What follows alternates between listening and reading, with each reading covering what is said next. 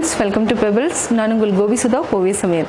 நம்ம இன்னைக்கு செய்ய போகிறது பன்னீர் ஃப்ரைட் ரைஸ். ஃப்ரைட் ரைஸ்ன்னு சொன்னாலே எல்லாத்துக்குமே பிடிக்கும். அதாவது சின்னவங்கலேருந்து பெரியவங்க வரைக்கும் பிடிக்கும். அதாவது பன்னீர் வந்து நம்ம சின்னதாக கட் பண்ணிவிட்டு லைட்டாக ஃப்ரை பண்ணி வச்சுக்கலாம்.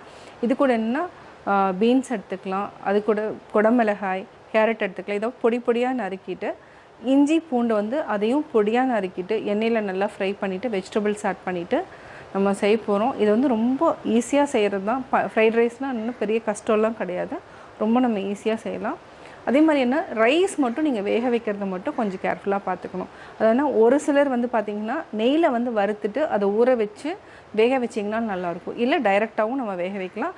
வேக வைக்கிறப்ப நீங்கள் என்ன உப்பு கொஞ்சமாக எண்ணெய் ஊற்றிட்டிங்கன்னா உதிரியாக வந்துடும். வேக வச்ச உடனேயே நம்ம எடுத்து அதாவதுன்னா ஒரு பாத்திரத்தில் ஒரு பிளேட்டில் போட்டுட்டு கொஞ்சம் ட்ரை பண்ணிட்டிங்கன்னா ரொம்ப ஈஸியாக இருக்கும். வாங்க எப்படி செய்கிறதுன்னு பார்க்கலாம். நம்ம இப்போ செய்ய போகிறது பன்னீர் ஃப்ரைட் ரைஸ். இதுக்கு வந்து என்னென்னா 150 கிராம்ஸ் அளவுக்கு நம்ம பாசுமதி அரிசி எடுத்து இதை வந்து என்னென்னா ஒரு 20 மினிட்ஸ் சோக் பண்ணிவிட்டு நீங்கள் ரைஸ் குக்கரில் வச்சு எடுத்துக்கலாம். அதாவது இன்னும் உதிரியாக வரணும்னா ஒரே ஒரு டேபிள் ஸ்பூன் எண்ணெய் அல்லது நெய் விட்டுக்கோங்க. நெய் விட்டுட்டு நல்லா வேக வச்சு எடுத்துக்கலாம்.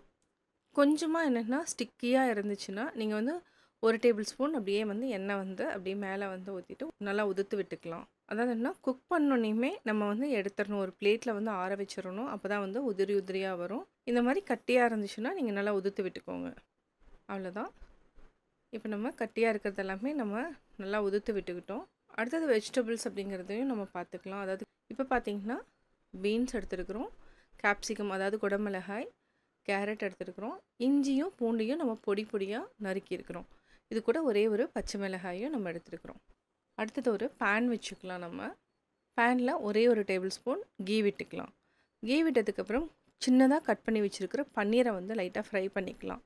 லைட்டாக நம்ம ஃப்ரை பண்ணால் போதும். இது வந்து என்னென்னா ஒரு நல்ல ஒரு இந்த சாஃப்டாக ஆகிறதுக்கு மட்டும்தான் நம்ம ஃப்ரை பண்ணுறோம். கொஞ்சமாக உப்பு சேர்த்துக்கிறோம். இது கூடவே கொஞ்சமாக நம்ம பெப்பரும் சேர்த்துக்கலாம். ஒரு பெரட்டல் மட்டும் பெரட்டி விட்டாலே போதும், நல்லா ஃப்ரை ஆகிடும். நம்ம பெப்பரை வந்து நல்லா வதக்கிட்டோம். இதை வந்து நம்ம தனியாக ஒரு பிளேட்டில் மாற்றிக்கணும். இதுக்கு மேலே வதக்கணுங்கிற அவசியம் இல்லை. இதே பேனில் 2 டேபிள் ஸ்பூன் ஆயில் விட்டுக்கலாம். 2 அல்லது 3 டேபிள் ஸ்பூன் ஆயில் விட்டதுக்கப்புறம் ஒரு பச்சை மிளகாயை நம்ம போட்டுக்கலாம் காரத்துக்கு. அது மட்டும் இல்லாமல் நம்ம வந்து இஞ்சியும் பூண்டும் ரெண்டுமே இருக்குது. இது வந்து எண்ணெயில் நல்லா வாசம் வர வரைக்கும் ஃப்ரை பண்ணிக்கணும். இது வந்து என்னென்னா சாப்பிட்றப்போ அந்த ஃப்ளேவரே தெரியாமல் இருக்கும். நல்லா அதாவது என்னென்னா எண்ணெயில் இறங்கிடும். அது மாதிரி நல்லா பொறுகிற அளவுக்கு நல்லா வறுத்துக்கலாம். இப்போ ஃப்ரை பண்ணுறப்பே உங்களுக்கு நல்லா ஒரு வாசனை கிடைக்கும். இது வந்து நல்லா அதாவது எப்படி வந்து டீப் ஃப்ரை பண்ணுறோமோ அது மாதிரி வதக்கிக்கணும். அப்புறம் பீன்ஸ் ஆட் பண்ணிக்கலாம். பீன்ஸ் வந்து ஒரு 10 அல்லது 12 பீன்ஸ் இருந்தாலே போதும் 150 கிராம்ஸ் ரைஸுக்கு. அதேமாதிரி இதுக்கு வந்து ஒரே ஒரு கேரட் எடுத்துருக்குற, பெரிய கேரட் எடுத்து பொடியாக நறுக்கியிருக்கிறேன். அதையும் நம்ம ஆட் பண்ணியாச்சு. கொஞ்சமாக உப்பு சேர்த்துட்டு இதையும் பெரட்டி விட்டுட்டு நம்ம குடமிளகாய் சேர்த்துக்கலாம். வதங்கிறது அப்படின்னு பார்த்தீங்கன்னா நம்ம வந்து என்னென்னா ஒரு 75% வந்து வெந்தாலே போதும். மீதி வந்து என்னென்னா வேகக்கூடாது. வேகாமல் இருந்தால் தான் நல்லாயிருக்கும். இதுக்கு அரை டீஸ்பூன் மிளகாய்த்தூள் ஆட் பண்ணிக்கலாம். இது வந்து கலருக்கு நல்லாயிருக்கும்.